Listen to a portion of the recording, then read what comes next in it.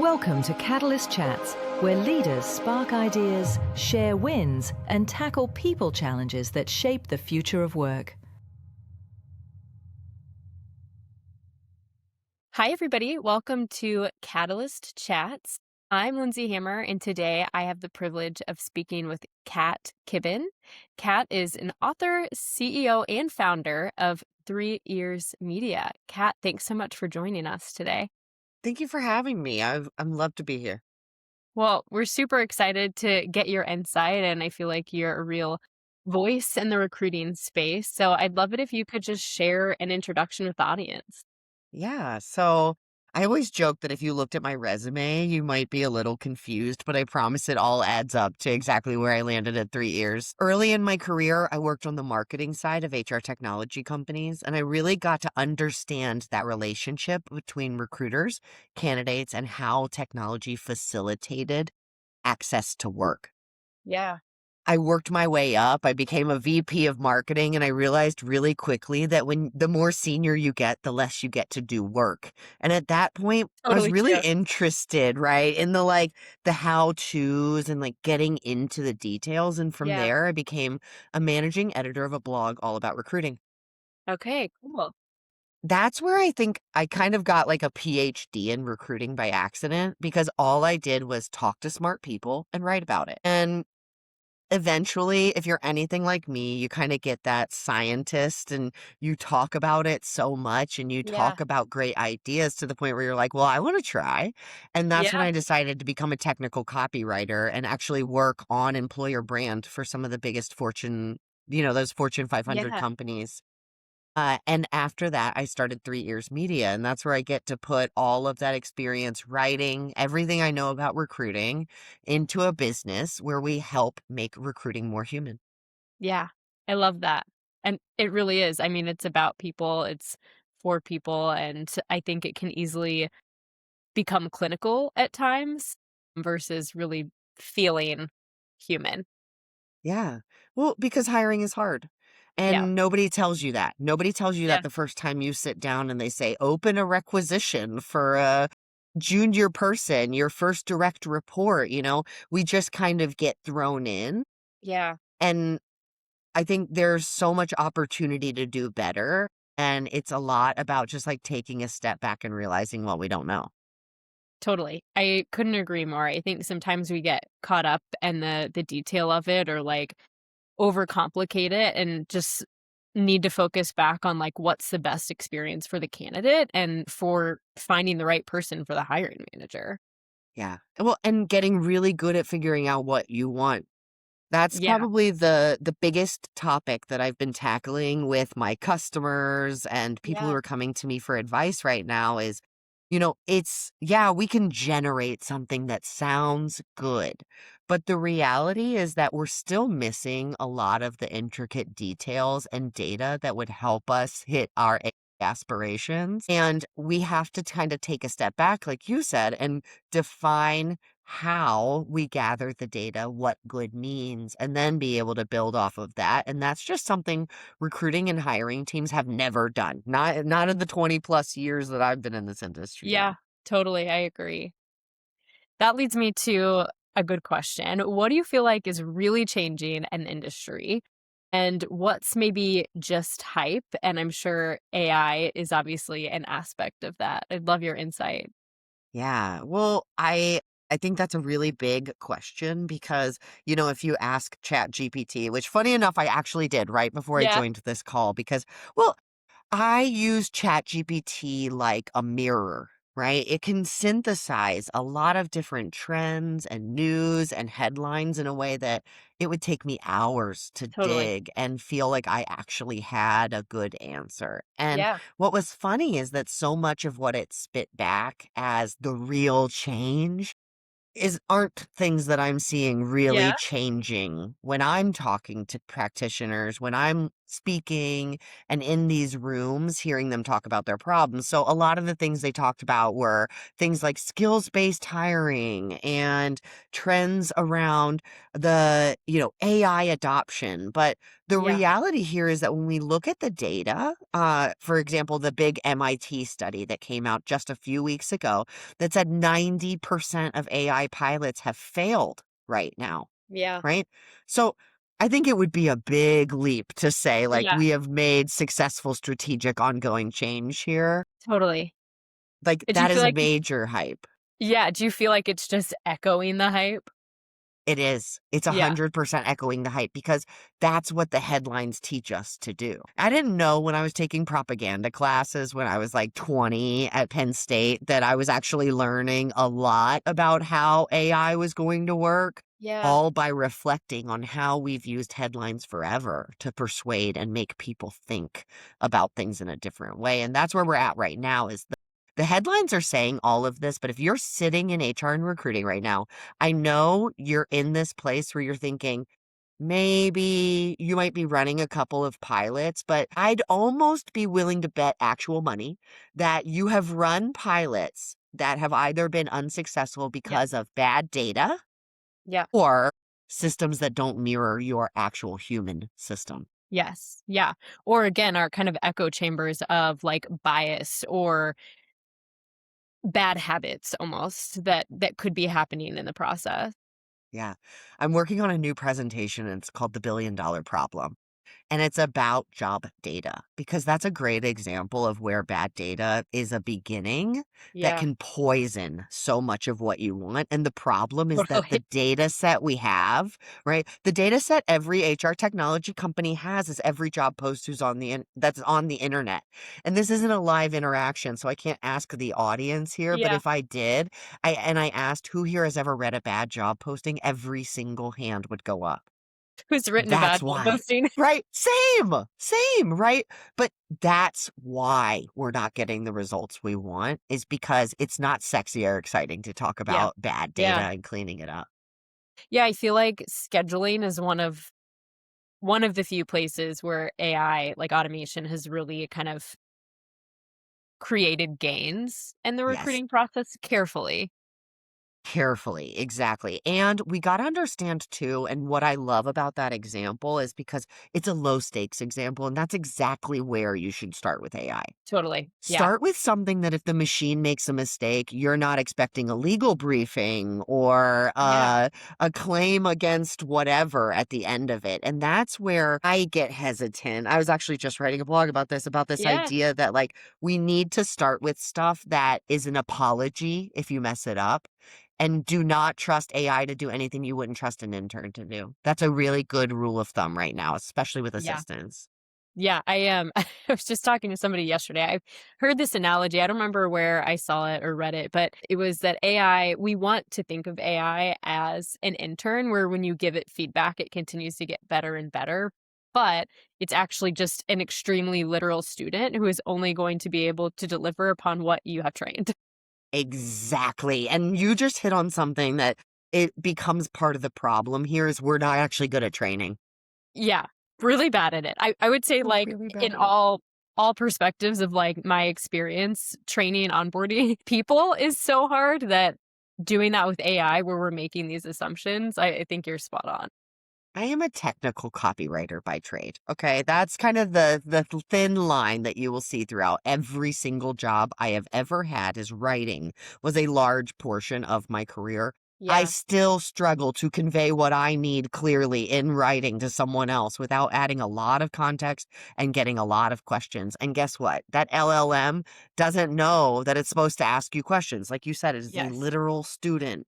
And we give bad instructions. I'm a Yeah, we do. professional. Yeah. I can't imagine what the haphazard recruiter who has 30 recs on their table is typing in. Yeah. No, totally. I like to think I have an almost 3-year-old, and I'm realizing how bad I am at instructions by just seeing what happens through our conversations. Yeah. Well, it almost goes back to, and I don't know if you've ever heard this, but they used to do this sales training where they would say, like, okay, tell me how to make a peanut butter and jelly. Yeah. And most people missed the step where you get the bread out. Yeah. Yeah. Or, like, open the jar or Yeah, Exactly. And the LLM needs that level of detail. And that's just not how we've worked because we always worked with people who were interpreting and understanding our needs. And totally. frankly, half the time I think we were paying for the interpreter, not the Yeah, outcome. yeah, I think you're right. Well, talk to me about your journey founding 3 Years Media. Yeah. That, you know, as I explained at the beginning of this conversation, right, there was a lot of writing, there's a lot of recruiting. I was kind of living in that world of recruiters. And I started my business completely unexpectedly with a very haphazard plan, almost as bad as the instructions we give LLMs. I actually wrote about it in my new book. It's called The Bounce Back Factor, and it's about how Okay, to navigate uncertainty with confidence. love that. Because that's what pushed me into 3 Years Media is Yeah, life happened. yeah, My mom was a military officer for my whole life, okay. very athletic. She was a marathon runner, served very proudly in our military. And overnight, my mom went from marathon runner to 100% disabled. Wow, She got rheumatoid arthritis after an infection post oh my goodness. surgery that led to basically making her bones sharp. And it tore every single tendon in both of her hands one night when she pulled up the sheets on her bed. Oh my goodness. At the time, I was working in a 100% remote role. We were a global team, and so I packed up my stuff and I went to live with my mom to Yeah, help because, as you can imagine, when you don't have any hands, oh my you goodness. need full support and not like there's a stranger here to help for 2 hours support. I mean, like a person that marches around with you. So I basically shifted my life from being a 24/7 employee to a 12 hours of caregiving and 12 hours of working almost every Yeah, single day. And I I'm sure ended that up was very making challenging. exactly, it was exhausting, Yeah, deeply, deeply exhausting in a million different ways. And I was a technical copywriter and I made a mistake on a PowerPoint one day, and my manager gave me the feedback that I had no talent. wow. Yep. And it was the first time in my life where I realized that all feedback is not valuable. That sometimes you have to take a step back. And this wasn't the first time it had happened in my career, and probably Yeah, why I was so sensitive to this yeah, idea that I could not be so absolute. And I left that meeting, and I remember kind of like I cried yeah. transparently. I like broke down. Who I was wouldn't? exhausted. I was so tired.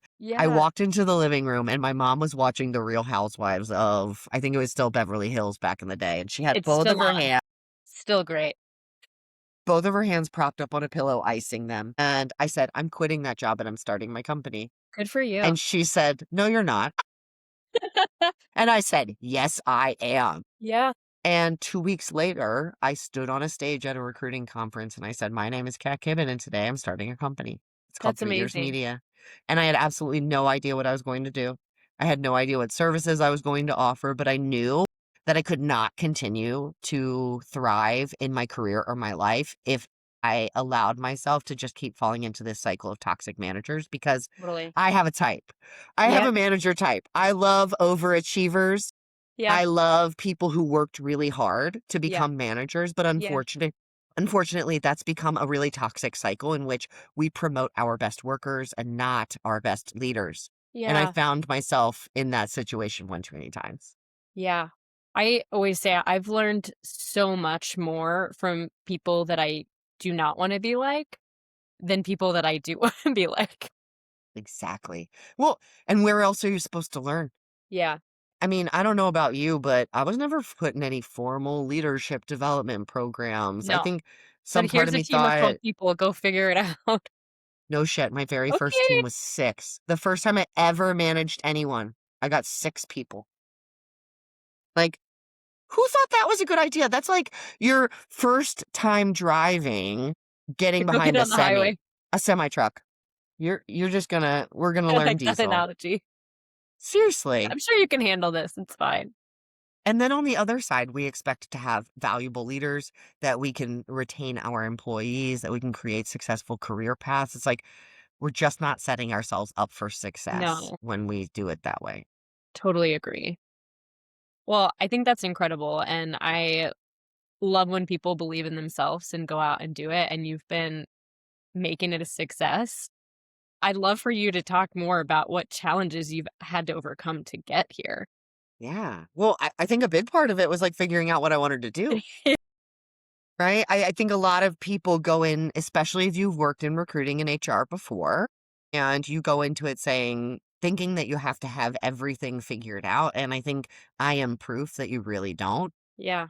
I tried. I kept myself really busy creating a lot of like micro pages about services I could offer. And I'm going to tell you really transparently, that's a giant waste of time. Yeah. And ultimately, what I ended up doing, I learned because of a conversation just like this. So Yeah. I was invited by Bamboo HR to come give a Okay. presentation about job postings. Yeah. And it was a 30-minute talk. And at the end, I had done so much research on the topic and the problem that I was invested in. I offered to write job postings for free. I don't do this anymore. Don't get Yeah. excited if you're listening to this, Yeah. but I The effort does not stand. exactly. The offer is no longer valid because I was contacted by almost over 1,000 people over the next I 3 bet. weeks. And I realized that I had something, that there was a problem worth fixing here. And how cool that it blended everything that I had done in my whole career. It blended my experience with recruiting. It blended my experience on how we explain those to candidates and candidate understandings of job postings, and also my technical writing skills. Totally. And so over the last 6 years, it's just been like a lot of evolution, right? Having AI enter the scene and understanding that like rewriting one job post doesn't fix a lot of problems. Yeah. Yeah. And then realizing that now it's about process and fixing the process and helping people get the right data. Because I believe, and this is a big hypothesis, but I believe it with my whole chest, and I say this with my whole heart, that I actually think job data is the baseline for all of our AI aspirations. Yeah. And I'm really excited and open to seeing what that means. But transparently, like that freedom did not come because I very confidently decided to be open to having a flexible business. I spent 7 years trying to package and format Yeah. everything. I think that's one of the Yeah. biggest challenges, is thinking that you have to have it all figured out. Yeah. Yeah. I think that resonates a lot with me, and I'm sure a lot of entrepreneurs about like trying to find how they can package their knowledge and expertise and what they know there's a need for versus like just keeping that part simple. Yeah. Because the number one way that you get business is when people think of a problem, they think of you. Yeah. Yeah. No marketing book is going to tell you that, because Yeah. it's too simple.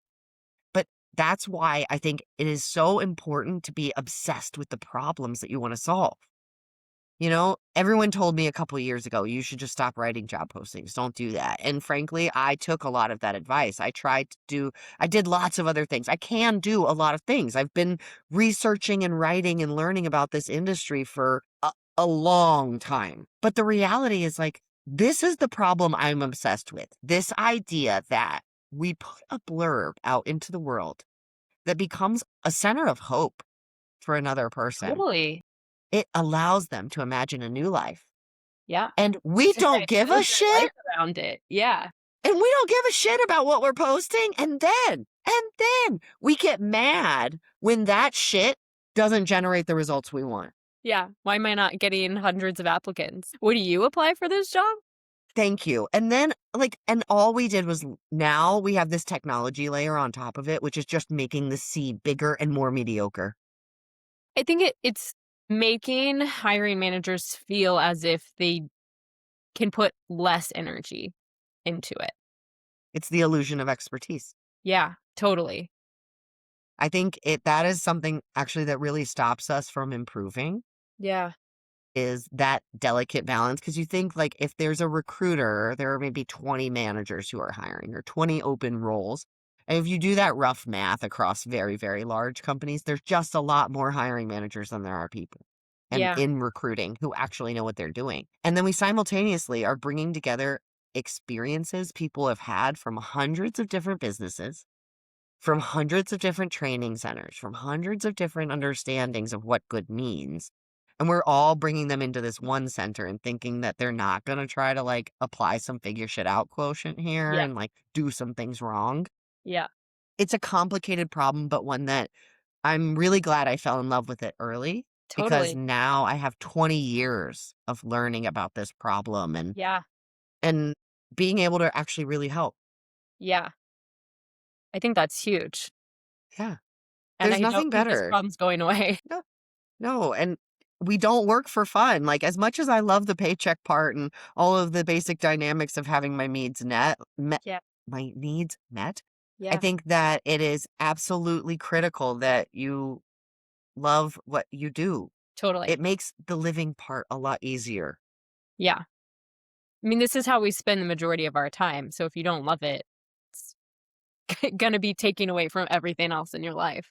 Yeah. And I always get a couple eye rolls when I say shit like that because I really understand that it's a privilege. But I think if we take a step back and we remove some of the dynamics that make us hate work, like that crappy boss or the bad feedback or the commute and some of that, if you love the problem, it can help sustain you. There's a Totally. book called Big Magic by Elizabeth Gilbert that I love, and it's about Yeah, creativity. I'll have to check it out. And one of the concepts she talks about is shit sandwiches. Yeah, Pardon my language if the kids are does listening, definitely but shit sandwiches are this idea that if you really, really love something, you have to be willing to eat a couple shit sandwiches. Yeah, And I can think of a lot of things that I love. I love writing, but I absolutely hate editing. But that is yeah, a shit sandwich I will eat. yeah, I will have it every single time because I know it makes me better. And there are a million things, and sometimes you love it, but you have to know when you're willing to yeah, be okay with the shit too. yeah.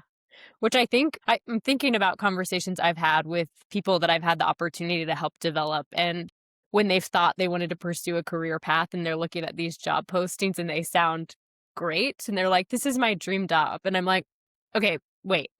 Let's take a pause. I want you to even take what you like and don't like about your job today and just like make a list of all of those things, because just know that that list is probably going to be even longer and you might not know what's on the other side of that list for this new job." And I think maybe that's something too that we should be doing a lot better, is like breaking down the work. Like, how are you actually spending your time versus this like idealistic blurb about what the role may or may not look like. Yeah. I think it gets really into these intricacies of what you do. How do we measure success? I find a lot of times that companies lean into one or the other when they're doing those job postings, and it creates that illusion again, right? They're either over indexing on the specifics about the job, like you must arrive on time and you must sit at your computer and you must be able to use a Mac, right? Or they under index on the scope and scale of the work. So meaning they'll say you manage people, 1 or 100 people. I don't know. Right. Right. You build Excel sheet. Are we talking pivot tables or some formulas? Because those are Right. 2 different skills, and there's only one of them that I can do, Yeah. right? So, I You think influence strategies. Like, what does it take to influence those thank strategies? What does you. that mean? Exactly. They start sounding like political jargon Yeah, where you're like, "What are totally. you saying?" Yeah. But it's funny you bring that up about this, like, love and hate, because 'cause I'm not joking. If I were to turn my camera right now, I have a Yeah. little wall of inspiration Yeah. just out of sight, and I one love of the that. things that I have and regularly pull it down, redo it, is a list of what I love to do and Yeah. what I hate to do, because Yeah. entrepreneurship means that you have the freedom to do what you love and Yeah. stop doing what you hate. Yeah. I That's another chapter of my book, it's about quitting. And Yeah. most people think when I say quitting, I mean like quitting your marriage, quitting your job, like these really big quits. And I'm not talking about that at all, because Yeah. I think your ability to say, I've had enough, I don't want to do this anymore, is a muscle that you have to build over your Yeah. career. Yeah. And a lot of it is learning how to quit the stuff that you're not good at, I was quit gonna the say that stuff you're that you not good don't at it. like. Exactly. It's simple stuff like stop reading the book you don't like, You don't. It's send true. it back, Yeah. pack that bad boy up. I love that. I feel like we should be auditing more of that in our lives. Yes, absolutely. Because we were not, whatever you believe created you, even if it's dust, if that's what you believe in. Yeah. I have a higher power belief Yeah. Yeah. myself, but even the dust wants better for you. I Even the like that. dust wants better. Yeah. We were not put here to toil on stuff. We Yeah. have opportunity available to us if you are willing to put in the energy, because that's how this system works. It's Totally. Something as simple as physics, it moves because we put pressure on it. The Yeah. same thing is in your life. It'll move if you put pressure on it, but you have to figure out what that pressure is, Yeah. right? Yeah, I mean, absolutely. like writing a book about uncertainty. So I wrote that book because I packed up all my stuff and I moved into a van and traveled the country for 3 years while I ran my business because Amazing. I thought I had everything I wanted and I was still miserable. Yeah. I put the effort in to make my life feel better. And ultimately, what it came down to was getting back to basics, really simple stuff like learning that I should ask for help and that Why it's is it okay so to hard to change ask for direction. help? Do you have another hour? We can Yeah, start yeah. over No, and all just day. truly, well, asking for help, it's the societal pressure, Yeah, right? I don't yeah, know about you. You mentioned managing people, and so I know you've been in that position and ultimately leadership, they tell you it's a role in autonomy. It's a practice of autonomy, and it is anything but. yeah, Good leadership is yeah, anything but autonomous. yeah. All about just supporting your people. Yeah. Your job is to help them grow. And that's why the training is so important, and that's why I think these basics are so important too, is because the reality here is if you peel back all the layers, if you're not being compassionate to yourself, Yeah, because asking for help is an act of compassion to yourself, yeah. changing direction is an act of compassion to yourself. If you can't be nice to yourself, if you can't change you, So true. you can't help anybody else. Yeah, yeah. And you're not gonna be the person they need if you're not doing that for yourself. No. Because we don't learn by reading a book about some model or study. We learn by practicing and mirroring. Yeah, and We making learn by mistakes. witnessing. Exactly. Yeah, Failing liberally. yeah, And just like quitting, it's all a muscle. yeah.